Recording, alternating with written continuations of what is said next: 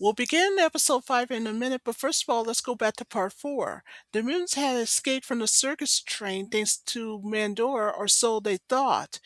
But in reality, it was Marmot, who's Momra's sidekick, who let them out. But thanks to the teamwork of Snowman and his sidekick Snowmeow, and along with Pumira and Tigra back on Third Earth, the mutants had been recaptured. So Captain Bragg not only got his circus train back, but things just got worse on New Thundera.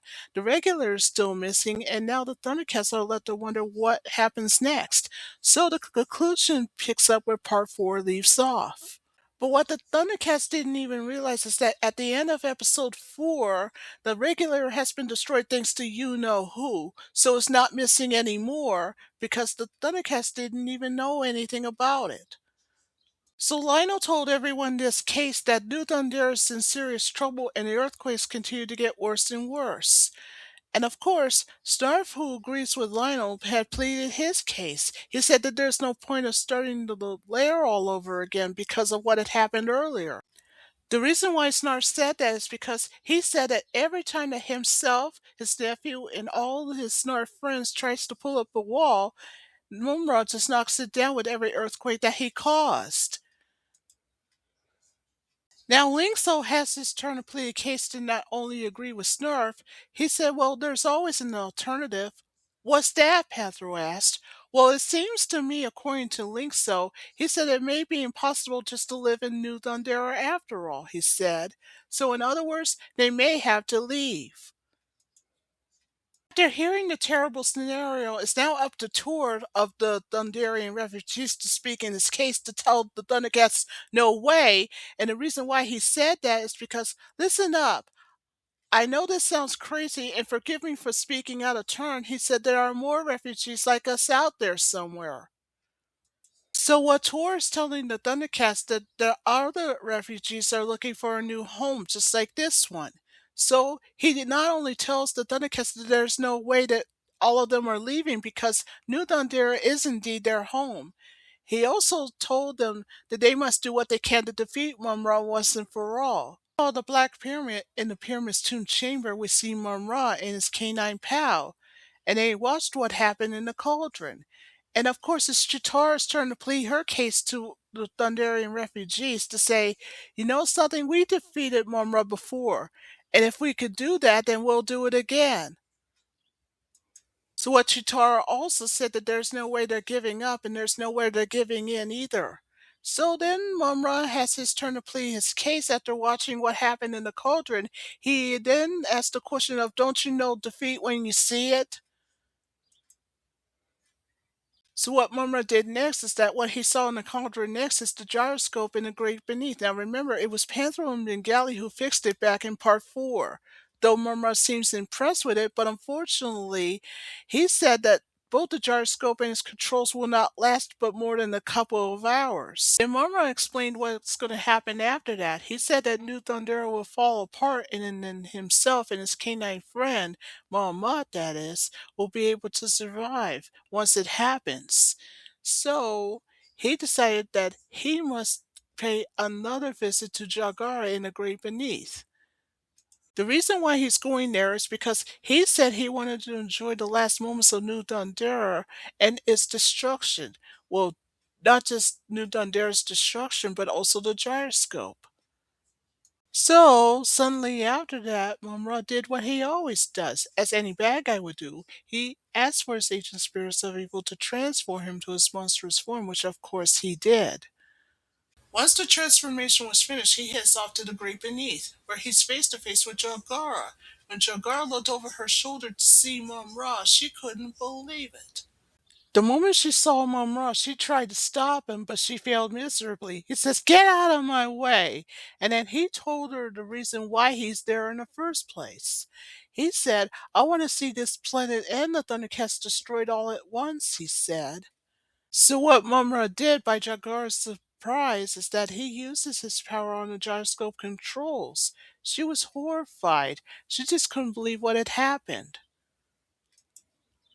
So by the time that Jagar saw that the controls for the gyroscope is destroyed thanks to you know who, she was in shock.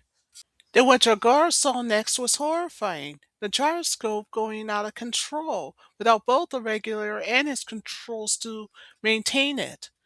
If things weren't bad enough, meanwhile, back at the construction site of the new lair, which is located at the Valley of the Stone Giants, that's when both the gravitational issues and the earthquakes themselves are starting going again. However, Bengali saw that Linkso was in trouble, so Bengali didn't hesitate to save Linkso, so he did. Long story short, after the gravitational issues have subsided, Wily Kit, who's Wily Cat's sister, is all knocked out, and her brother is trying desperately to wake her up. And things got even more worse when he suspected a rock slide that was about to collapse on Wily Kit.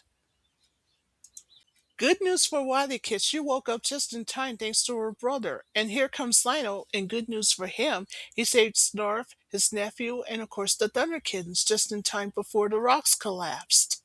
But everything is back to normal again. Lionel checks on Panther and Chitara. Well, good news, they're fine. So now he tells them that he had reached his limit and this has gone on long enough. So now it's time for the Thundercats to go to the Great Beneath. So they're headed towards the Thunderstrike.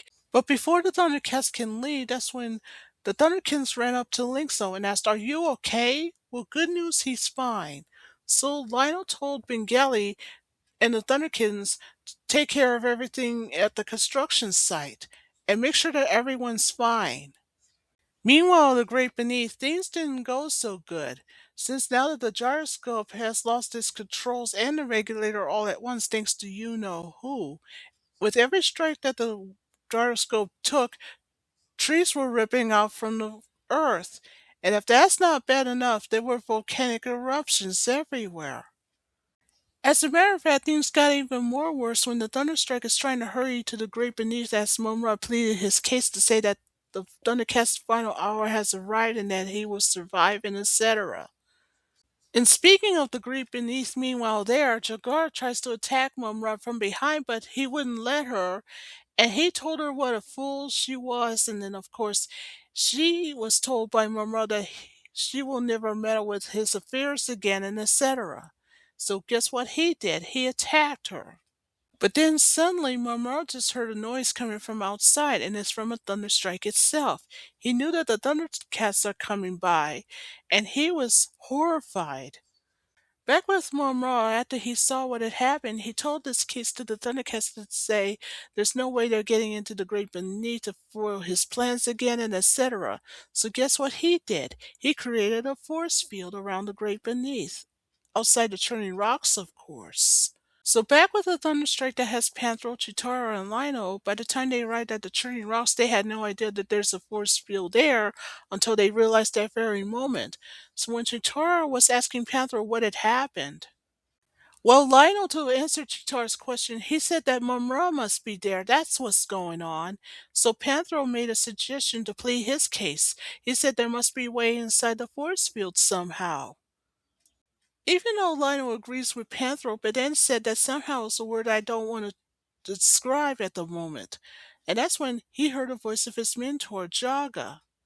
So Jaga just told Lionel that the power itself lies within the sword and the Eye of Thundera, and then after that, he disappeared. After Lionel had had a thought about what his mentor said about the Sword of Omens and the Eye of Thundera, he told Panthro to take the Thunderstrike as low as you can, and so Panthro agrees. Back with Lionel, he stepped outside of the Thunderstrike, and what he did next is that after he caused his sword to be enlarged in size, in which it did, and what Lionel did next is that he jumped off the Thunderstrike and right inside the force field and right inside the churning rocks, and without a problem. Well, luckily he made it, and then he just told his mentor Jaga's spirit to guide him and give him all the wisdom that he needs. Well, Jaga was more than happy to do that. He said, "Remember, the Eye of Thundera will guide you. It will never fail you. Call it for its power."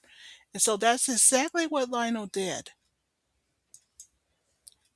Long story short, after Lionel was transported to the Great Beneath thanks to his sword's power, meanwhile, Bengali and the Thunderkins were in a whisker. They had finally arrived at the Churning Rocks, and the kittens wanted to know what is going on down there. So Bengali made a transmission with the Thunderstrike that has Panthro and Chitara. When Bengali asked what was going on, well, to answer that, Chitara was saying that Lionel's inside somewhere. Then it's Panthro's turn to plead his case to Bengali. He said that we must find a way to break through the force field to help Lionel somehow because he just said that there's no way he's facing Mumra alone. Meanwhile, back in the Great Beneath with both Mumra and Jakara, that's when by surprise Mumra just saw Lionel appear out of nowhere. That's because he projected himself. And of course, Lionel doesn't have a sword, at least not yet, but it'll come later. So, by surprise, after Mumra saw Lionel and then Lionel saw Mumra, so then Mumra went first to plead his case to Lionel to say, I guess it's just you and I, he said.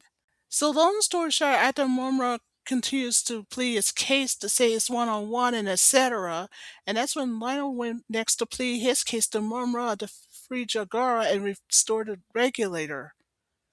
So Mumra asked Lionel a question, how were you willing to let me do that? Then Mumra just by surprise just let slip to Lionel to say, you have only one problem. You left your sword when you transported yourself to the Great Beneath, he said. So, after long story short, Mumra had pleaded his case to mock Lionel and etc., that's when it leaves both Lionel and Mumra to have a hand-to-hand combat instead. So that's exactly what they did. So when Mumra went first to attack, things were looking bad for Lionel when he fell into the space where the gyroscope was. So, however, Mumra thought he had won when he pleaded his case to say goodbye to Lionel, or so he thought. Then, long story short, back with Lionel still falling in where the gyroscope was, after Mumra pleaded his case to say that both of the planets will be his and etc. That's because Mumra forgot one thing. Luckily for Lionel, he brought his claw shield with him, so thanks to that, Lionel was saved. So back outside of the churning rocks with the two vehicles, the Whisker and the Thunderstrike. So in the Thunderstrike we have Panther and Chitara, and in the Whisker we have Bengali and the Thunder Kittens. So Chitara told Panther that there must be a way to break inside. So Panther had an idea. Maybe some brute force ought to do it. So that's exactly what he did. But unfortunately, the lasers are not doing anything to penetrate the force field, and it shots right back at the Thunderstrike. That's when Chitara says, hold it! The more we shoot those lasers at that force field, the more they bounce back, she said. Since shooting at the force field doesn't work, and that's when Panther started pleading his case to say, I'm afraid Lionel's on his own and there's no way they're getting in. But the Thunderkins just pleaded their case to say no way we're giving up and there's no way we're giving in. People said that there must be a way inside of that force field. There must. Meanwhile, in the great beneath. Now remember, Monroe was still there, and let's not forget the imprisoned Jagara. She's also there. But Monroe doesn't even notice that thanks to Lionel's claw shield, he manages to rescue himself. And of course, he manages to avoid the gyroscope, which of course he did. Back to the surface at the construction site, which is located at the Valley of the Stone Giants, there were gravitational issues again. But after it was brought back to normal, Snarf and his nephew, and also their pals, they landed on the ground safely. That's the good news. And that's when Snarfer told his uncle, we gotta get out of here, and so they left, or so they thought. Back in the grate beneath, Monroe was about to leave, but then when he looked over his shoulder, that's when he saw Lino. And what Lionel did is that he calls for his sword to him, and so that's exactly what he did. In the meantime, Monroe joins up with Lionel on top of the gyroscope, and he pleaded his case with him to say there's no way he's getting out alive. By surprise, thanks to Lionel's sword, it manages to get inside, and once it joins Lionel, now it's Monroe's turn to pull out his sword, which is the Sword of Plundor, and then pleads his case. He said, this is the last time you'll interfere with me, he said. So both Lionel and Mumra had began a sword fight with each other, and next thing you know, the sword combat just went on and on and on and on and on. So after round one of the fight, Monroe fell off thanks to Lionel, but then he landed safely intact on the ground. Then it's Lionel's turn to jump off the gyroscope. So then it's round two of the fight. And next thing you know, it just went on and on and on and on and on. So after round two of the fight, that's when Monroe began to plead his case to say, even if you did defeat me, there's no way you can stop the gyroscope, he said. Monroe continues to plead a case to say that soon that new Thundera will be destroyed, and of course, Lionel and his friends, and of course, Snarf and his pals will be disintegrated, and etc. Long story short, after Lionel saw what had happened with the gyroscope in the Great Beneath, and meanwhile, at the construction site at the Valley of the Stone Giants, that's when both the earthquakes and gravitational issues continued to wreak havoc all over New Thundera. First, there were volcanic eruptions, and etc. Back with the two vehicles, the Thunderstrike and the Whisker, that's when Panther pleaded his case to say, I'm afraid there's no way in with all the turbulence that's been going on. Back in the Great Beneath, Idol knows what to do, just like what any good guy would. He projected a Thundercat signal from his sword, and so that's what he did. So back with the two vehicles, the five Thundercats that saw the signal were Bengali, Panthro, Chitara, and the Thunderkittens. And then everyone at once went right inside the Great Beneath to help out Lionel, so they did. Back in the Great Beneath, by the time that the five Thundercats arrived to join up with Lionel, it's now 6 against 1. And long story short, all six Thundercats used their powers against Monroe, but they didn't do a thing, and of course, Monroe used his sword of plunder to repel them back. In long story short, thanks to the Thundercats who threw capsules at Monroe, it actually worked. After Monroe had been, however, somewhat defeated by all six Thundercats and then tells his case to them to say that there's no way, and the reason why he said that is because he said that he'll find a way to eliminate them and so on. So guess what Monroe did? He throws his sword of Plundora at the thread of the gyroscope, where the gyroscope falls in, where it's lost forever. Before heading off, he told this case to the Thundercats to have a nice eternity, and then after that he takes off. Soon after Monroe left, the force field outside the turning rocks disappeared, and behind Lionel was Jagar, now free at last. But when she saw what had happened and that the gyroscope was gone, and she says, "Oh no!" And then she says that without the gyroscope itself, that new Thundera will be doomed and it will fly apart at any time. So after, long story short, thanks to Lionel, he manages to save Jagar before the gyroscope exploded back at the construction site at the Valley of the Stone Giants. All the Snarfs, including Linkso, were evacuating. While that's going on, back with Lionel with the rest of the Thundercats and Jogara in the Great Beneath, Lionel knows what to do, so you know what this means. He has a plan to create a new gyroscope of his own, and by how? By using his sword, of course. After Lionel threw the Sword of Omens into the center to where the old gyroscope used to be, it begins to spin out of nowhere, and once it did that, and by surprise, it becomes a gyroscope. So thanks to the brand new gyroscope, thanks to Lionel's sword, everything was back to normal. The earthquake stopped and everything else. Back to the surface with Linkso and along with Snarf, his nephew, and all the other Snarfs that were still running. That's when Linkso told Snurfer and of course his uncle to stop running, but they don't listen to Linkso. And that's when Snurfer pleaded his case to say we gotta keep running, but Linkso told him to stop. And the reason why he said that is because the earthquakes had stopped and along with everything else. So that means thanks to Lionel, New Thundera is saved.